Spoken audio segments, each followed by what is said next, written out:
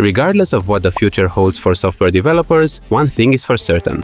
AWS will still be running most of the internet, and it will always find new ways to charge you for it. So, in this video, we'll look at Amazon Web Services in more detail, and we'll review 10 of the services you should definitely master, because let's be honest, despite all the success stories of companies leaving the cloud, we are too lazy to actually go back to setting up our own racks in a dusty room. Don't get me wrong, there is competition in this space, but I tend to stay away from anything Microsoft related, so AWS is kind of the default infrastructure of the modern internet. What's important to know is that the secret sauce that lets all these cloud providers give you on-demand compute resources in such a wide range of configurations is virtualization. When you request a virtual machine with a particular processor speed, memory capacity, and storage size, AWS doesn't actually create a physical machine with that exact profile. Instead, it carves the necessary resources from larger existing devices. A 10 TB physical storage drive could end up being divided into dozens of smaller virtual volumes, each associated with a different virtual server. The same applies to the resources of that physical server. The key aspect here is that the operating systems installed on these virtual instances have no idea they're not running on bare metal. From their perspective, they own the CPU, the RAM, and the disk. They boot, they mount file systems, they allocate memory, and they spin up processes, completely unaware that a hypervisor is quietly enforcing boundaries and slicing time on a physical machine shared with strangers. For context, the hypervisor is essentially the traffic controller of the entire data center. It decides which virtual CPU maps to which physical core, and for how long. It isolates memory so one tenant can't read another tenant's data, and it virtualizes network interfaces so packets are filtered, routed, and rate-limited before they ever touch real hardware. This architecture is deserving of an entire video on its own, so let me know in the comments if you want a deep dive into how this actually works under the hood. Back to AWS, these days, Amazon offers more than 200 distinct services for both general purpose and niche use cases. For the purpose of our video, let's divide these services into 4 big groups we'll analyze in detail. But before looking at compute options, we need to discuss identity and access management. IAM is the permission system of your entire cloud account, so everything ranging from API calls to Lambda execution will be evaluated against your IAM policies. At a high level, IAM establishes your identity, your permissions, and the resources you are allowed to access. Identities come in 3 main forms. Users are long-lived identities that have credentials like a password for console access or access keys for API calls. Groups are just collections of users. In practice, you create a developer's group, attach policies to it, and let IAM handle the inheritance. Roles are where things get interesting because they are, for the most part, used by applications and services rather than people. When a role is assumed, AWS issues temporary security credentials that have a clear expiration time. Note that these short-lived credentials, scoped permissions model, is considered the norm for modern AWS architectures. Finally, policies are JSON documents where you define an effect, an action, and a resource. Effect is either allow or deny. Action defines an operation inside a service, and the resource is defined using an Amazon resource name, which uniquely identifies a specific bucket, instance, table, or almost anything else in AWS. And the rule that governs everything is that IAM is denied by default, so if there is no explicit allow, the request is denied. On top of that, if there is an explicit deny anywhere in the evaluation chain, that deny always wins. Now that the permission layer is in place, we can talk about the part people actually associate with the cloud, the compute layer. At the most fundamental level, you have Amazon Elastic Compute Cloud, or EC2. This is the closest thing to renting a traditional server in a data center without physically touching it. You choose an instance type, which defines CPU architecture, number of vCPUs, memory, networking performance, and sometimes attached storage.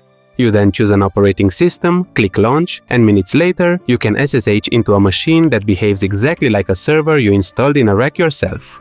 Under the hood, EC2 instances are virtual machines backed by Amazon's Nitro hypervisor stack, but from your perspective, it's just Linux or Windows with root or administrator access. What's more important is that you can select between a large number of instance families, each with its own set of strengths and weaknesses. You can select between general-purpose machines, compute-optimized, memory-optimized, and storage-optimized. You can also go more granular with ARM-based Graviton instances for better price performance, or with GPU instances if you want to train an AI model or burn money quickly.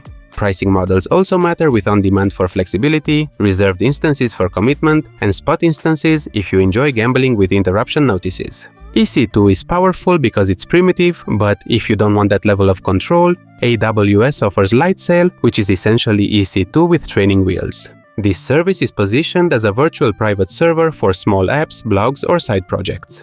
In practice, you can simply pick a blueprint like Node.js or WordPress, select a plan, and deploy. It's opinionated and intentionally limited, so you trade off flexibility for simplicity. Next, Elastic Beanstalk sits somewhere between raw infrastructure and abstraction. Beanstalk is a platform as a service, so you upload your application code and AWS provisions the underlying EC2 instances, load balancers, auto-scaling groups, and health checks for you. You still run on EC2, but you don't manage the individual instances directly.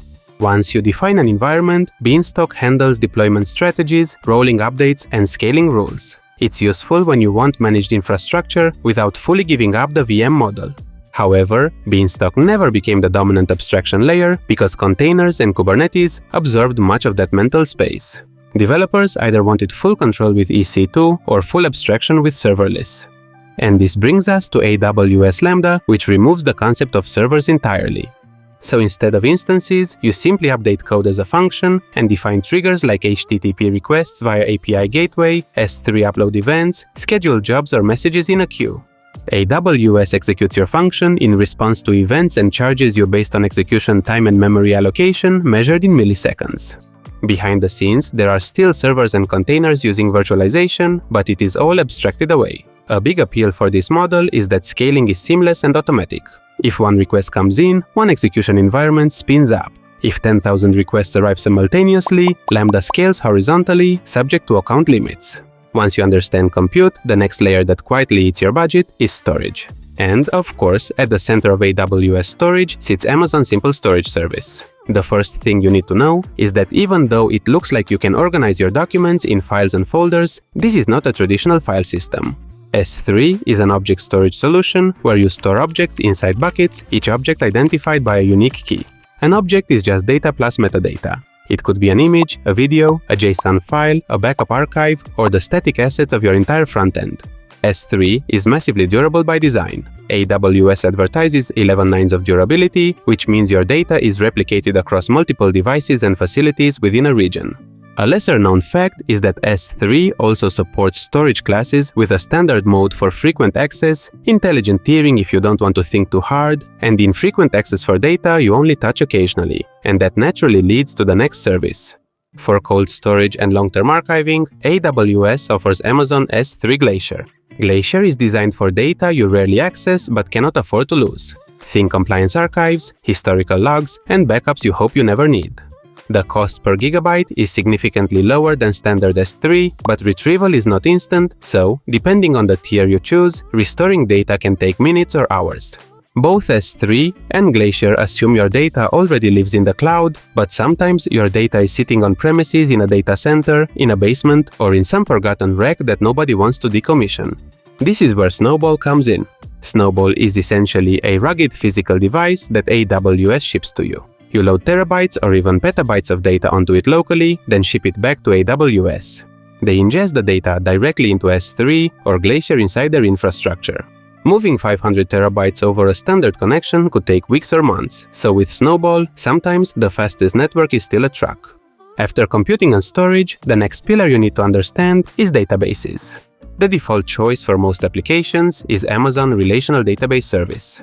Instead of installing MySQL or PostgreSQL on an EC2 instance and handling backups, replication, failover, and patching yourself, RDS does that for you. You choose an engine, select an instance size and storage, and AWS provisions the database instance. Of course, you still think in terms of tables, schemas, indexes, joins, and ACID transactions, but the difference is operational responsibility. Automated backups, multi-AZ deployments for high availability, read replicas for scaling reads, and minor version upgrades are all handled automatically for you. But if you want something cloud-native and horizontally scalable from day one, AWS pushes you towards DynamoDB. DynamoDB is a fully managed NoSQL key value and document database, so you design your access patterns first, then structure your tables around them.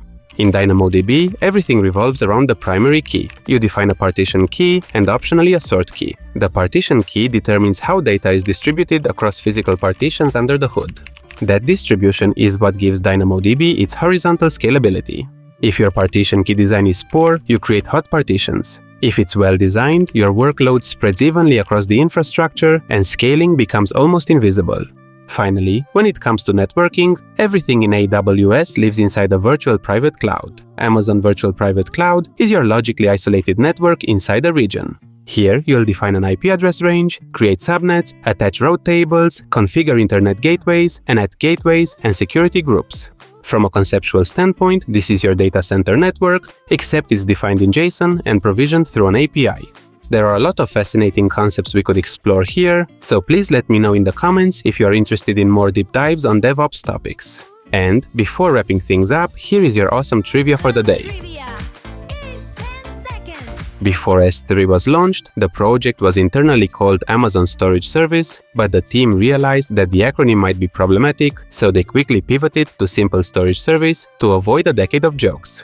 Also, to put the S3 11.9's durability into perspective, if you stored 10 million objects in S3, you would expect to lose exactly one of them every 10,000 years. If you liked this video, you should consider joining our community, where I'm posting more dedicated weekly content. Please don't forget to smash all the buttons, and until next time, thank you for watching.